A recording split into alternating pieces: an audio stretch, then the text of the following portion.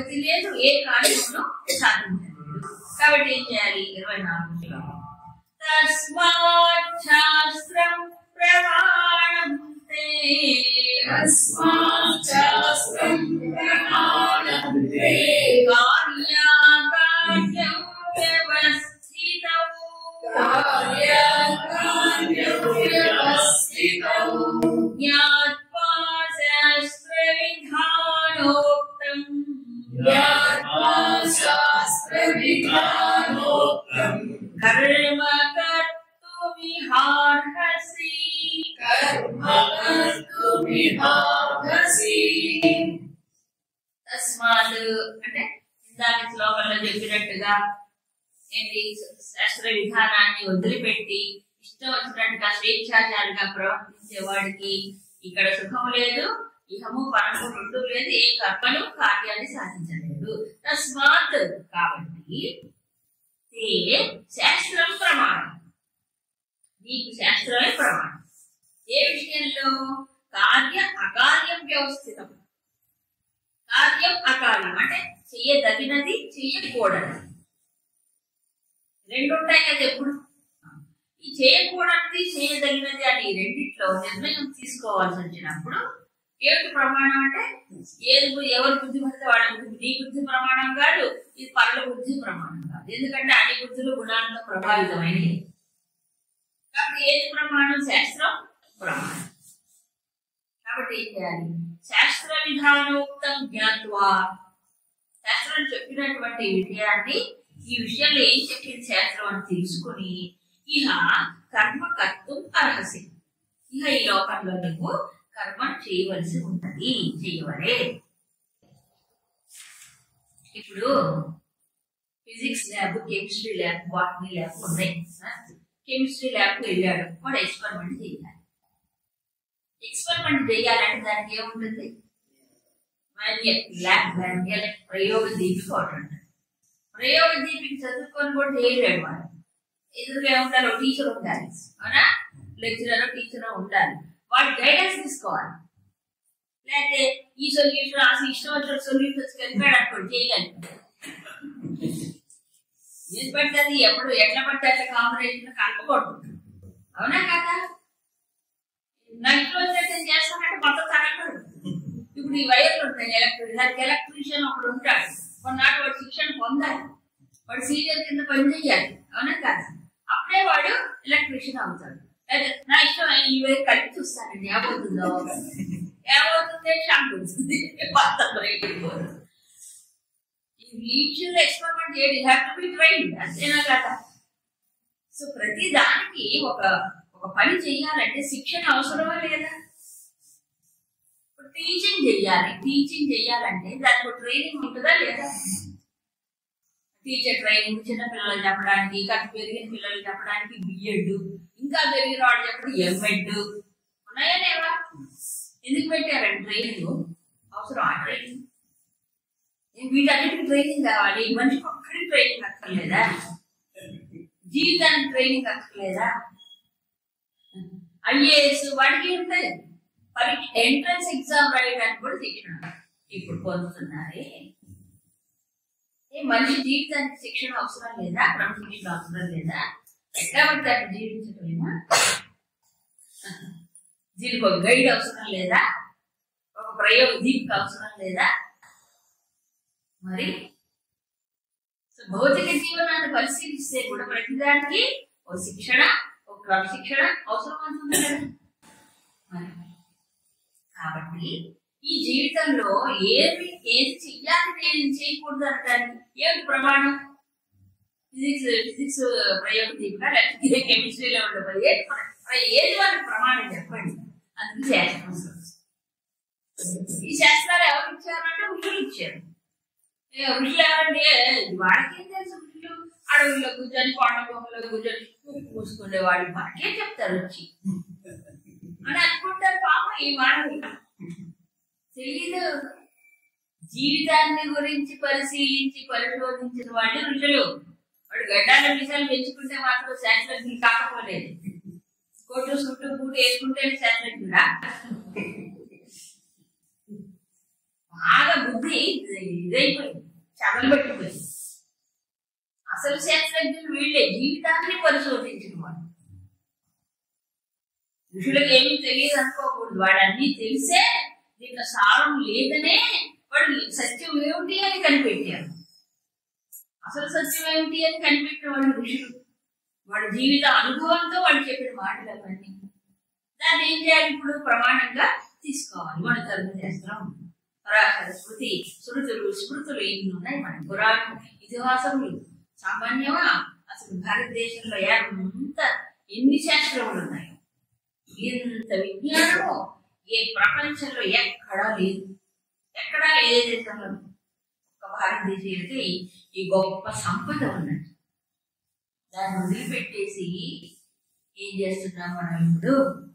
ఆ పురాణములు పనికిరావు, ఆ ఇతిహాసములు పనికిరావు, ఈ భగవద్గీత పనికిరావు, ఏం పనికిరావు. ఏంటి ప్రమాణం? ఇప్పుడు గూగుల్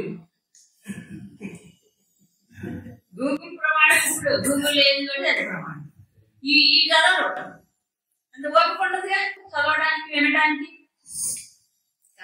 పూర్వం అలా కాదు కదా. పూర్వము విద్యా విధానం ఎలా ఉండేదంటే, అప్పుడంతా గురుకుల విద్యా విధానమే కాబట్టి సమాజం చక్కగా క్రమబద్ధంగా ఉండేది. గురుకుల విద్యా విధానం అంటే ఇప్పటిలాగా రెసిడెన్షియల్ స్కూల్స్ కావు. రెసిడెన్షియల్ స్కూల్స్ ఇప్పుడు వచ్చినాయి, బాగా డబ్బులుగా తీసుకొని ఇచ్చేది. అది కాదు. ఒక గురువు ఉంటే ఆ గురువు కింద శిక్షణ పొందేవాడు, జీవితం గురించిన శిక్షణ.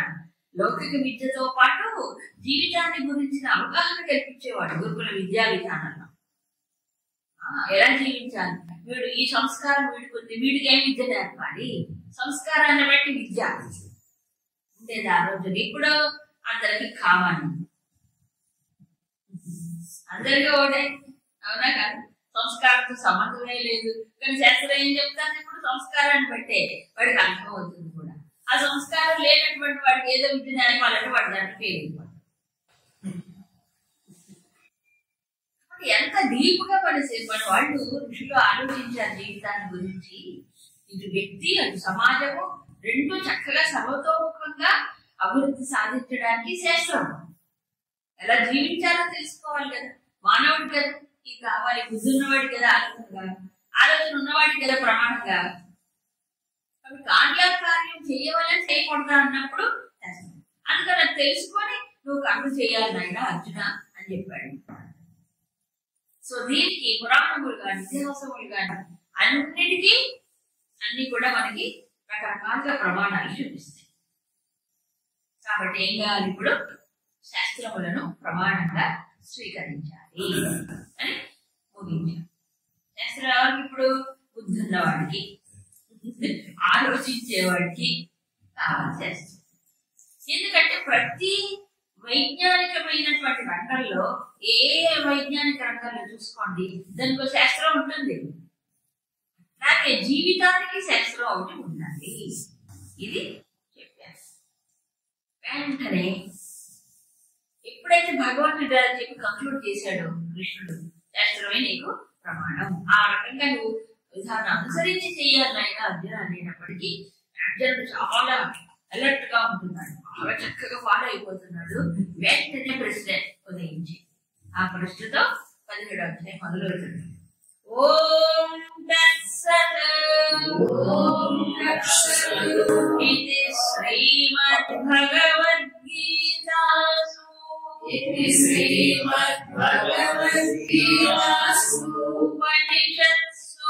ఉపనిషత్సు బ్రహ్మవిద్యాయాం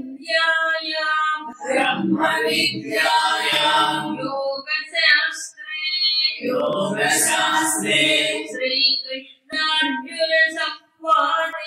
శ్రీకృష్ణార్జున సంవాదే దైవాసుర సంపద్విభాగయోగో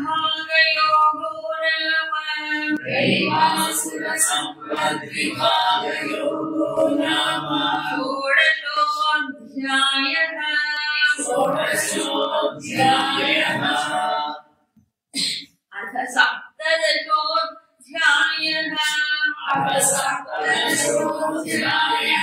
శ్రద్ధాత్రయ విభాగయోగః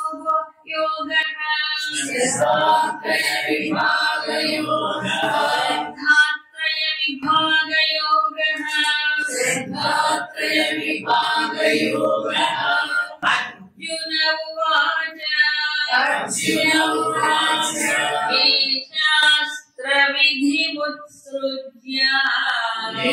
शास्त्रविधिमुत्सृज्य यजन्ते श्रद्धयान्विताः तेषां निष्ठा तु का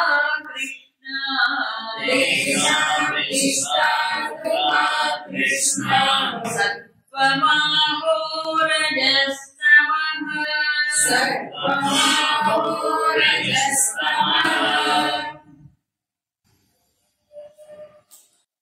అధ్యాయం 16 అధ్యాయం చివరిలో కామకార్థ వర్తతే తన ఇష్టం వచ్చినట్టు స్వేచ్ఛాచారిగా ఉండేటువంటి వాడికి ఇహో పరము లేదు చెప్పి కాబట్టి ఒక ప్రమాణం అంటూ ఉండాలి జీవితానికి, అదే శాస్త్ర ప్రమాణం. కాబట్టి శాస్త్ర విధానాన్ని వదిలేస్తే ఏమవుతున్నాడు వాడు? జీవితంలో చాలా నష్టపోతున్నాడు. కాబట్టి శాస్త్ర ప్రమాణాన్ని స్వీకరించాలి, ఆ ప్రకారంగా కర్మని ఆచరించాలి అనేటప్పటికీ సామాన్యంగా సమాజంలో అంటే ఆ కాలంలో వేరు ఈ కాలంలో వేరు తేడా ఉంది. ఆ కాలంలో ఈ కాలంలోనే కొంత పర్సంటేజ్ల మార్పులు ఉన్నప్పటికీ అందరూ శాస్త్రాన్ని చదువుకోలేరు. అందరూ శాస్త్రాన్ని అధ్యయనం చేయడానికి తగిన అవకాశం ఉండకపోవచ్చు, ఆ బుద్ధి సూక్ష్మత ఉండకపోవచ్చు. కాబట్టి అర్జునుడికి డౌట్ వచ్చింది. కర్మలు చేసేటప్పుడు శాస్త్రం తెలుసుకొని చేయమన్నాడు, శాస్త్ర విధానోక్తం జ్ఞాత్వా అన్నాడు కదా, మరి ఎక్కడ పోయి తెలుసుకోవాలి? అందరికీ అవకాశం ఉంటుందా? ఉండదు కదా. కాబట్టి ఎవరైనా పెద్దవాళ్ళు ఉంటే వాళ్ళ దగ్గరికి వెళ్ళి శాస్త్రం నేర్చుకోవాలి. ఎన్ని శాస్త్రాలు నేర్చుకుంటాం?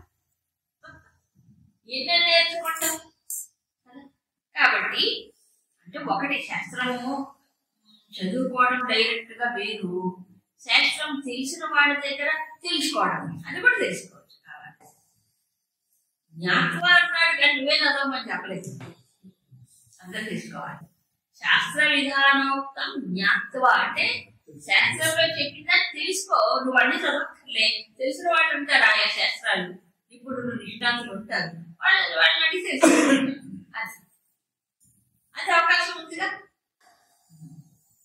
అయితే ఇక్కడ ఒక డౌట్ వచ్చింది అర్జునుడికి, ఒక వ్యాలిడ్ డౌట్, సందేహం వచ్చింది. దాంతో అధ్యాయం అంతా మొదలైంది. ఏమంటున్నాడు? ఏ శాస్త్ర విధి ఉత్సృజ్య, ఏదైతే భగవంతుడు చెప్పాడో దాన్నే క్వశ్చన్ అడుగుతున్నాడు. శాస్త్ర విధానాన్ని వదిలేసి ఇష్టం వచ్చినట్టుగా చేస్తే ఇహం పరం లేదన్నాడుగా. ఇప్పుడు ఈయనేమంటాడు? శాస్త్ర విధి ఉత్సృజ్య, శాస్త్ర విధిని వదిలేసి శ్రద్ధయాన్వితా వజంతి యజంతి అంటే శ్రద్ధతో కూడిన వాడు ఏదైతే ఆ కర్మం చేస్తాడో, ఇది యజ్ఞం కాటి ఏదైనా కర్మం చేస్తాడో తేషాం నిష్ఠ, అతని యొక్క నిష్ఠ ఎలా ఉంటుంది? కృష్ణ సత్వం ఆపో రజస్తమ, అది సాత్వికమా లేకపోతే రాజసిక తామసికమా అని చెప్పాడు. సత్వం ఆపో రజస్తమ, మధ్యలో ఆపో అంటున్నాడు ఈ ప్రయోగం. అది సాత్వికమా లేక రాజసిక తామసిక వర్గానికి చెందినదా? అంటే వాడు ఆసురీ స్వభావం కలిగిన వాడు అయి ఉంటాడా లేక దైవీ స్వభావాన్ని కలిగిన వాడు అయి ఉంటాడా? అంతేగా కింద అధ్యాయంలో జరిగింది. అందుకని అర్జునుడు అడిగాడు, శాస్త్ర విధిని తెలుసుకుని ఉన్నవాడు సరే, తెలియకపోతే శాస్త్ర విధాన్ని తెలుసుకోడు, దాన్ని పాటించడు, కానీ శ్రద్ధగా చేస్తాడు. శ్రద్ధగా చేస్తాడు. ఎట్లా ఉంటారంటే కొంతమంది కొంచెం డిసిప్లిన్ మైండ్ ఉన్నవాడు శాస్త్ర విధానం తెలుసుకొని ఆచరిస్తారు. కొంతమంది శాస్త్ర విధానం తెలుసుకున్న ఆచరించారు. అంతకని శాస్త్ర విధానాన్ని తెలుసుకొని ఏదో ఒకటి ఆచరణ చేస్తూనే ఉంటారు. కొంతమంది శాస్త్రాన్ని తెలుసుకోరు, ఆచరణ చేయరు. రకరకాలు ఉంటారు కేటగిరీస్. అవునా? తెలుసుకొని ఆచరణ చేసేవాడు ఫస్ట్. తెలుసుకుంటాడు, తెలుసుకోడు, కానీ ఆచరణ చేస్తుంటాడు. ఇది ఇక్కడ అడిగింది అంతే. కొంతమంది ఏం చేస్తారు? తెలుసుకోరు, ఆచరణ చేయరు. రకరకాలు తెలుసుకొని ఆచరణ చేయాలంటే ప్రయోజనం కదా. తెలుసుకుంటాడు, ఎలా దాన్ని అమల్లో పెట్టుకోండి. మరి ఊరికే ఇప్పుడు ఎట్లా ఉంటుందండి ఈ రోజుల్లో? ఇంక్విజిటివ్నెస్ అంటారు. అంటే దాన్ని అదేమిటి ఇదేమిటి అని తెలుసుకుంటారు, కానీ దాన్ని పాటిస్తారు. ఇప్పుడు ఈ బుద్ధి ఉంటుందే, బుద్ధిశాలి అనుకుంటారు వాళ్ళు. అదేంటి ఇదేంటి అదేంటి ప్రశ్నించి అన్ని తెలుసుకుంటారు. ఏమిటి దీనికి కనుక తెలుసుకుంటాను అంటే ఏ ఆచరణ ఉండదు, తెలుసుకోవడం వరకే. అట్లాంటప్పుడు తెలుసుకోవడం ఎందుకు? అవునా కదా? ఎందుకు ఆగిపోతారు అక్కడే, తెలుసుకొని తృప్తిపడి ఆగిపోతారు. అవునా? కాబట్టి ఇలా రకరకాల వాళ్ళు ఉంటారు. కాబట్టి ఇక్కడ అడిగింది ఏమిటంటే శాస్త్రీయంగా ఉత్సృజ్యం అంటే వాడు తెలుసో తెలియదు దాన్ని ఆచరించడం, కానీ కర్మవర్గం చేస్తుంటాడు. శ్రద్ధతో అతను చేస్తుంటాడు. యజనం అంటే యజ్ఞం అన్నది. అప్పుడు వాడి నిష్ట ఏంటి? ఎందుకంటే శ్రద్ధగా చేస్తున్నాడు కదా వాడు, కాబట్టి వాడికి ఒక నిష్ట ఉన్నట్టే కదా. ఆ నిష్ట అనేది సాత్వికమైనదా, రాజసికమైనదా, తామసికమైనదా? ఏదో ఒకటి చేస్తున్నాడు కదా వాడు. మరి సాత్వికం, రాజసికం, తామసికం అని ఈ ప్రశ్నతో మొత్తం అధ్యాయం అంతా వచ్చింది. ఈ 18వ అధ్యాయంలో ఈ డివిజన్ అనేది మనకి కొనసాగు విభాగం చేసి చెప్తారు. ఈ క్వశ్చన్ తో ఆన్సర్ అంతా వస్తుంది. శ్రద్ధ అనే మాట ఇక్కడ మొట్టమొదటిసారిగా అర్జునుడు ప్రయోగించారు. శ్రద్ధయాన్వితా యజంతే, శ్రద్ధతో చేస్తాడు వాడు.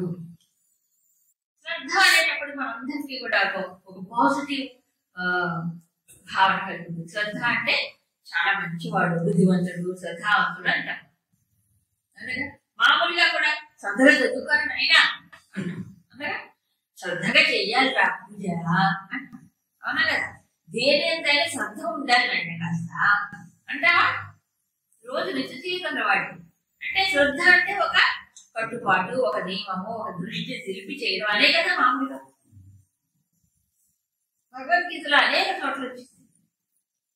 జ్ఞానం పొందాలంటే శ్రద్ధ, శ్రద్ధావాంతే జ్ఞానం తత్పర సంయతేంద్రియ. శ్రద్ధయా పరయోపేత దేవే యుక్త తమాగత. పరమైన శ్రద్ధతో చేసిన వాడు ఏమన్నాడు? యుక్త తమ్ముడు, గొప్పవాడు. 12వ అధ్యాయంలో ఇంకా అనేక చోట్ల వచ్చింది. పరమైన శ్రద్ధ కలిగి ఉంటాం 12వ అధ్యాయంలో. వాటిలో అనేక చోట్ల వచ్చింది. శ్రద్ధానామ పరమ అన్ని లక్ష్యంగా పెట్టుకొని శ్రద్ధావంతుడై ఉన్నవాడు అని. ఇంకో దానికి ఆపోజిట్ గా అశ్రద్ధానా పురుషాహ నానుతిష్టంతి మే మతం. అంటే ఎవరికైతే శ్రద్ధ లేదో, నా యొక్క ఈ శాస్త్రం నేను చెప్పి దాన్ని ఆచరించాడు, వాడు కూడా నష్టపోతాడు అన్నాడు. శ్రద్ధ లేని వాడు నష్టపోతున్నాడు. సో శ్రద్ధల గురించి చాలా చోట్ల భగవంతుడు ప్రశంసించాడు. శ్రద్ధ చాలా ముఖ్యమైనటువంటిది చెప్పాడు. ఇవన్నీ అన్ని శాస్త్రాలు చెప్పింది. ఎక్కడ శ్రద్ధ ఉంటే అక్కడ శుద్ధి ఉంటుంది. ఏమిటి? శ్రద్ధ ఉన్నప్పుడు అసిద్ధి. అసలు శ్రద్ధ అనేది బుద్ధిలో గుణం, ఉండాల్సిన గుణం. కానీ మన ఋషులు ఎంత గొప్ప స్థానం ఇచ్చారంటే శ్రద్ధకి. శ్రద్ధ అనేది ఒక దేవీ స్వరూపం అంటారు. దేవీ స్వరూపం, దైవీ గుణంగా దేవీ స్వరూపమే చెప్పాడు. యా దేవి సర్వభూతేషు శ్రద్ధారూపేణ సంస్థిత నమస్తస్యై నమస్తస్యై నమస్తస్యై నమో నమః. సర్వభూతములలో శ్రద్ధారూపముగా ఏ దేవి స్వరూపం ఉన్నదో ఆ దేవికి నమస్కారం. అంటే శ్రద్ధ అనేది అంత గొప్పది అవునా కదా. అంటే ప్రతి జీవుల్లో ఉందని సర్వభూతేషు సర్వభూతంలో శ్రద్ధ ఉందా ఉండదు. మరి లేకపోతే నమస్కారం శ్రద్ధాలుడేనా అయితే ఇక్కడ అందుకే అర్జునుడు అడిగాడు ప్రశ్న, అది సాత్వికమా, అది రాజసికమా, తామసికమా? అలా శ్రద్ధ ఉంటుంది కానీ గుణాన్ని బట్టి ఏమవుతుంది, కళ్ళు మరిపోతుంది.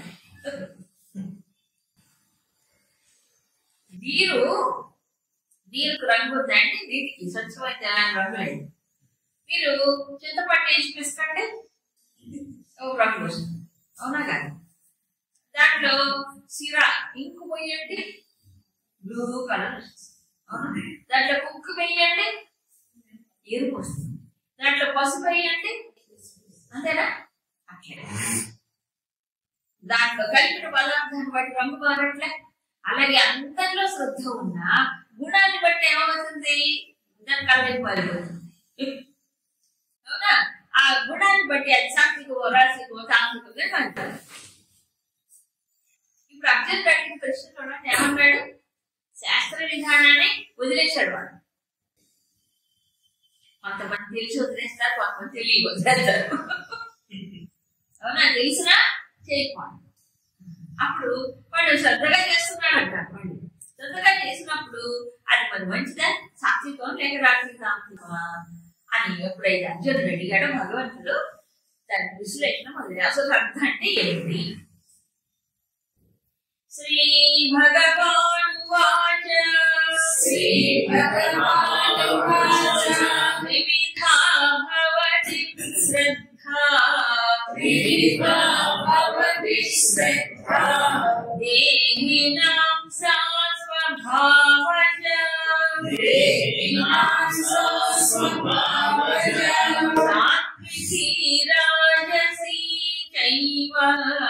సాత్వికీ రాజసీ చైవ తామసీ చేతి తాం శృణు. అడిగాడుగా అర్జునుడు, శ్రద్ధ ఎలాంటి అవుతుంది, సాత్వికమా రాజసికమా తామసికమా అంటే శ్రద్ధ అనే స్త్రీలింగ పదం. శ్రద్ధ ఆ శ్రద్ధ త్రివిధా భవతి, 3 విధాలుగా ఉంటుంది.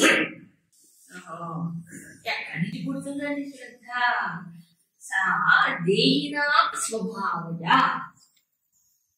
ఈ దేహి ఉన్నాడు కదా దేవుడు, వీళ్ళ యొక్క స్వభావంలోంచి పుట్టేది శ్రద్ధ. సో స్వభావం అంటే ఇప్పుడు గుణాలేగా అంతేగా. వాడు నేచర్ అంటే అంతే, వాడు నేచర్ అంటే నేచర్ అంటే ఏంటి, ఇన్నర్ నేచర్, అదేంటి గుణాలు, అదే స్వభావం అంటున్నారు అవునా. కాబట్టి స్వభావజ అంటే స్వభావం నుంచి పుడుతుంది శ్రద్ధ. సో సహజంగా 3 గుణాలు ఉంటాయి కాబట్టి ఆ గుణాలు ఏది ఆధిక్యతలో ఉంటుంది దాన్ని బట్టి ఏమో శ్రద్ధ కూడా మారిపోతుంది. సాత్వికి సత్వగుణం ఎక్కువగా ఉన్నప్పుడు సాత్విక శ్రద్ధ, రజస్సు ఎక్కువగా ఉన్నప్పుడు రాజసిక శ్రద్ధ, తమస్సులో పడిపోయినప్పుడు తామసిక శ్రద్ధ అవుతుంది. సో శ్రద్ధ అనేది ఏమిటి, ఇప్పుడు అందరిలో ఉన్నప్పటికీ సో గుణాన్ని బట్టి ఏమవుతుంది, మరి దాని రూపం మారిపోతుంది.